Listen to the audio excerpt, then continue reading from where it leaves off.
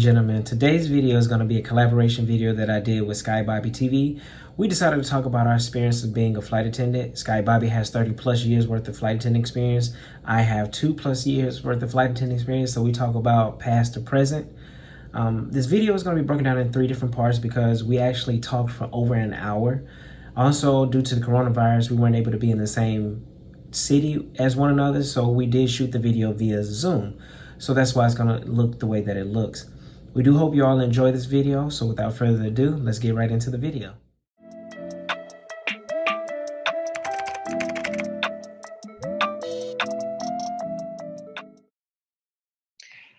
Hello everybody, so today we will be doing a collab video with Skybobbytv. We decided to join each other to give our experiences about flight attendant life. So Bobby, why don't you go ahead and introduce yourself to everyone? Hey Thomas, how you doing? I'm Skybobbytv, and I am Skybobby, and I'm so excited to be doing this collaborations. I've been waiting a while to find out a little bit about what it is like to be a regional flight attendant, and about what it is to a day in the life of being a straight flight attendant.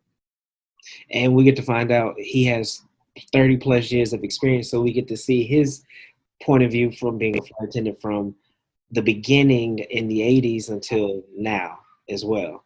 You're making me feel old now, 30 plus years.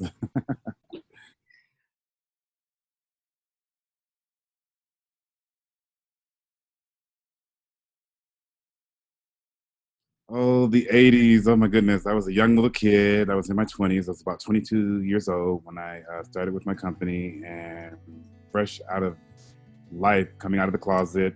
And it had some good and some bad. I mean, being a flight attendant in the 80s, it was the job that you can apply being gay. I think 99.9 of our flight attendants were gay in the 80s, and that's what attracted me to it, that I can be out in the closet and still be able to have a full-time career. At the time, I didn't think it was going to be a full-time career because I was going to do it for 2 years and I was out. And 32 years now, and I'm still in, so I'm still trying to figure this out, why I'm still here. But it's not just a job, it's a lifestyle, and I just got hooked to the lifestyle, and time just goes by and by. But being gay in the 80s as a flight attendant, wow, I was a mess. There was a lot going on in society, and I was living up the life. I enjoyed it. So there was no discriminations or anything like as far as you being black and gay in the 80s or anything like that? Because, you know, I know times are more progressive now than they were back then.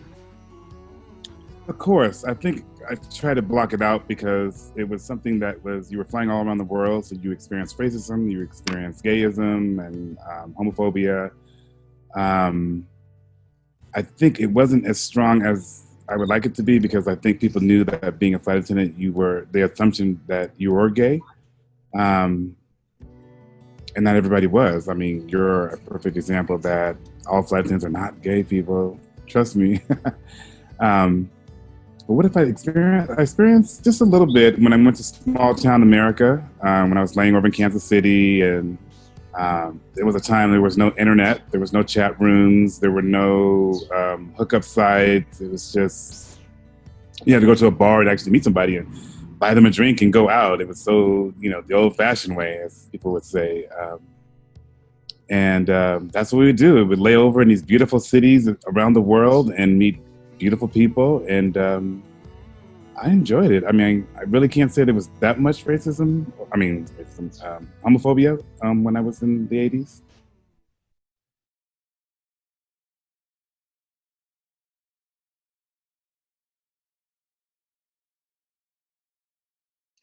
Well, for me, what it's like to be a straight flight attendant in today's time, it doesn't bother me because I know that everybody's going to assume that you are gay because that's just what the makeup of it is. Me, I'm comfortable in my sexuality, so it doesn't intimidate me whatsoever. So whether I'm working with someone that is gay or, you know, not gay, it doesn't bother me at all. Or it doesn't bother me if somebody does assume that I am gay because it's the climate that we're in. But I'm not easily offended by that. I would tell anybody who is a straight male that's trying to get into this business, you have to be comfortable in your sexuality, because most likely when you go to training, like I had a roommate, he was gay. Mm-hmm. but it wasn't no, oh, you got to go do this, you got to go change the bathroom. You know, like I felt intimidated by him being in the room at all, and it wasn't, that never was the case at all. So it's just one of those things, like you have to be comfortable in your own sexuality and understand that that's what this job is, as far as being, working around someone that is gay. Like I had one coworker hit on me, and I just simply told him like, you know, wrong tree, you know, something like that. I just, it wasn't no, oh, get out of my face, you know, it wasn't one of those things. It was just like, I'm not interested in men, and you know, he just was like, okay, and it was, we were fine the rest of the trip. It wasn't something to get him embarrassed about or try to embarrass him about it, because what's the point? Just simply say, you know, just like if a woman wasn't interested in you, she would just say, you know, no. Or if she was gay, she would just be like, I'm not interested in men, and just go about your Right, business. and I would get that a lot. That, you know, you sure you're gay? If you weren't gay, I'm like, yes, I'm gay, totally gay. So, An interesting fact, though, even before my time in the '70s, when they started hiring men as flight attendants, they were straight. They were guys who were looking to hit up on the stewardess, which we were called back then stewardess, and you know, they had them all around. So it was a way of meeting new people. So the gays didn't come until the early '80s, and I think it was more because the airlines went to a new direction. They were using their flight attendants as marketing tools, and the airline that I was working for was the Friendly Skies. So they were looking for that friendly, flamboyant, that person. The personality was more important than basic was on the resume. So that's what the transition was, and that's here I come as a 20-year-old little kid in the 20s, and my eyes were twinkling. I'm like, wow. I grew up in the Bay Area, but I never really left the Bay Area. So when I first became a flight attendant, it was just exciting just to go anywhere. It was like, okay, I'm going to Boise, Idaho. That's cool. Okay. But I was always conscious about being gay, that I was going to these small towns and the security of just being out, that not every town and every city accepts that.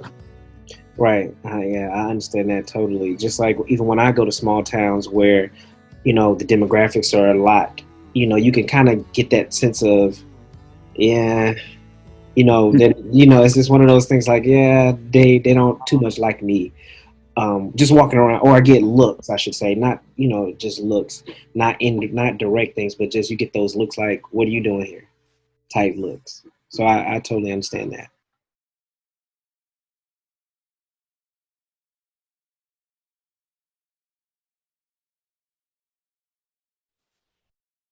I think it's a lot different than 9/11 was something that happened just like the pandemic out of nowhere, but it lasted maybe a week where the airline shut down when there was no flying around the world, especially the United States. It was more of a United States issue where this pandemic is more an international issue. I remember that day that, you know, they had all the airplanes land. That was unprecedented at that time, because they didn't know if there was any more planes that were going to be crashing into the buildings, and so they weren't letting airplanes coming into the country. But it was just America had shut down, but the other countries were operating. Where I feel with the pandemic, the world is shut down. You can't get in or out of the United States.